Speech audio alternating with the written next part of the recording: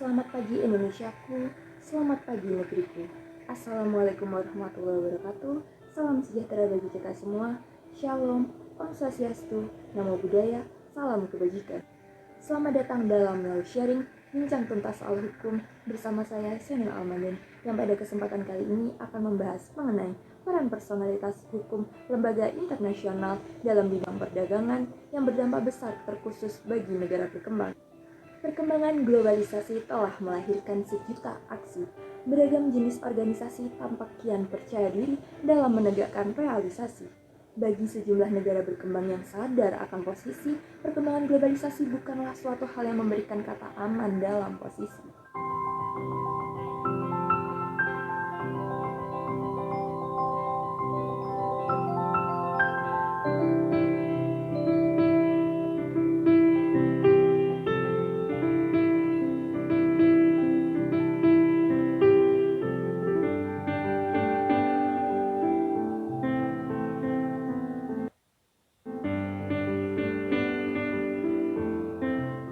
Seperti yang telah kita bersama ketahui bahwa Organisasi Perdagangan Dunia World Trade Organization telah berusaha mengcover setiap bentuk perdagangan internasional yang ada. Namun mampukah World Trade Organization bersama personalitas hukumnya bergerak untuk menguntungkan negara-negara berkembang? Pada kesempatan kali ini, Law Sharing sangat beruntung karena dapat mengundang pakar dan ahli hukum perdagangan. Saya ucapkan selamat pagi dan selamat datang kepada Ibu Senia Wandalila selaku Guru Besar Perdagangan Internasional dari Universitas Maju Mundur Bersama UMMB. Selamat datang Ibu Senia Wandalila, selamat pagi. Selamat pagi juga Mbak Shannon, selamat pagi Law Sharing.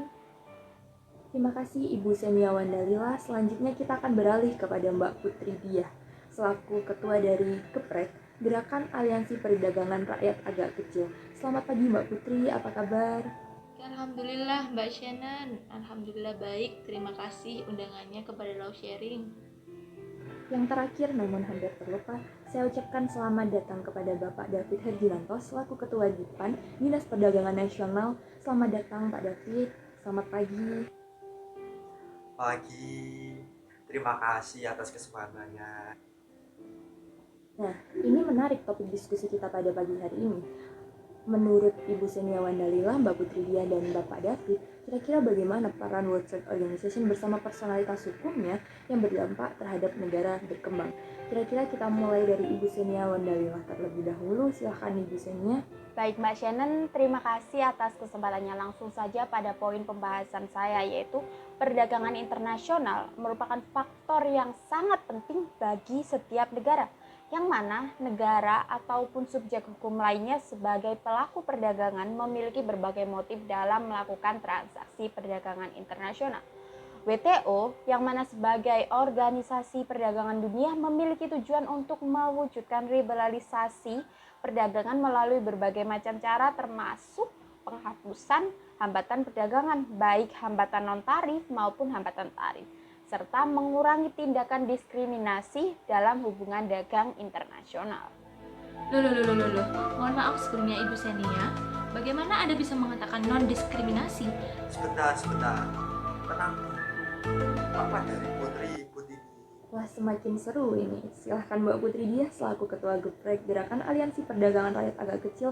Waktu dan tempat dipersilahkan. Terima kasih Mbak Shannon atas waktunya. Di sini saya cuma mau mempertegas bahwasanya liberalisasi perdagangan telah menimbulkan ketidakadilan terkhususnya yang dirasakan oleh negara-negara berkembang. Seperti negara berkembang diminta untuk membuka akses pasarnya secara luas dan secara cepat, sementara negara maju cenderung bermufakat untuk menjaga akses pasarnya dari produk yang berasal dari negara berkembang. Tentunya produk tersebut nantinya akan berpotensi menyaingi produk dari negara maju. Seharusnya, sesuai dengan tujuan dan fungsinya, WTO tidak hanya untuk mendorong arus perdagangan saja, tapi juga membatasi dan mencegah terjadinya diskriminasi dalam hubungan perdagangan internasional. Barangkali perlu saya pertegas di sini terkait fungsi WTO, yaitu mendukung pelaksanaan, pengaturan, serta penyelenggaraan keputusan dalam perdagangan internasional.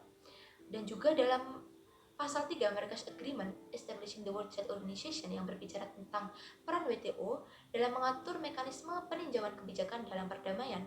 Jadi di sini dapat disimpulkan bahwasanya WTO mempunyai personalitas hukum yang sangat kuat untuk menyelesaikan konflik seperti yang saya sebutkan tadi. Sehingga Apabila WTO dapat menjalankan tujuan pokok dan fungsinya dengan baik, tanpa adanya keberpihakan dan semuanya dijalankan dengan netral, maka akan terjadi win-win solution antara negara maju dan negara berkembang. Enak di negara maju tidak akan merugikan negara berkembang, bahkan justru akan memberikan keuntungan yang signifikan bagi negara berkembang. Saya rasa seperti itu. Terima kasih. Loh, ya justru karena itu Mbak Putri, saya rasa ini Mbak Putri terlalu fokus pada kesulitan yang Anda miliki saja. Sedangkan WTO ini juga memiliki personalitas hukum yang mana menguntungkan negara-negara berkembang seperti negara kita. Saya akan bacakan salah satu aja dari personalitas hukum dari WTO yang berdampak baik bagi negara berkembang. WTO mengatur mekanisme peninjauan kebijakan di bidang perdagangan serta menciptakan kerangka penentuan kebijakan ekonomi global, di mana hal itu bekerja sama dengan Dana Moneter Internasional atau IMF serta Bank Dunia, dan bekerja sama juga dengan badan-badan yang berafiliasi lainnya. Baik, terima kasih Ibu Senia dan Mbak Putri Diah. Sekarang kami akan mendengarkan pendapat dari Bapak David selaku Ketua Dipan. Silahkan Bapak David, waktu dan tempat dipersilahkan. Halo Bapak David, apakah bisa mendengar suara saya? Bapak David? Ya Mbak, ya. Oh maaf, tadi saya ketiduran. Sampai mana ini pembahasannya? Laporan keuangan ya? Bukan Bapak, kali ini kita sedang membahas tentang peran personalitas hukum WTO bagi negara berkembang dan law sharing. Telah mempersilahkan Bapak David untuk memberikan pendapat terkait topik tersebut. Silahkan Bapak, waktu dan tempat dipersilahkan. Jadi gini Mbak, yang pertama saya mau minum dulu. Mengenai pengaruh personalitas hukum WTO dan dampaknya bagi negara yang berkembang ya Mbak. Ini menarik Mbak. Karena menurut saya personalitas hukum WTO itu sudah tepat. Ada prinsip-prinsip dari WTO. Yang pertama prinsip most favored nation atau non-diskriminasi. Berdasarkan prinsip ini semua negara anggota WTO diperlakukan sama.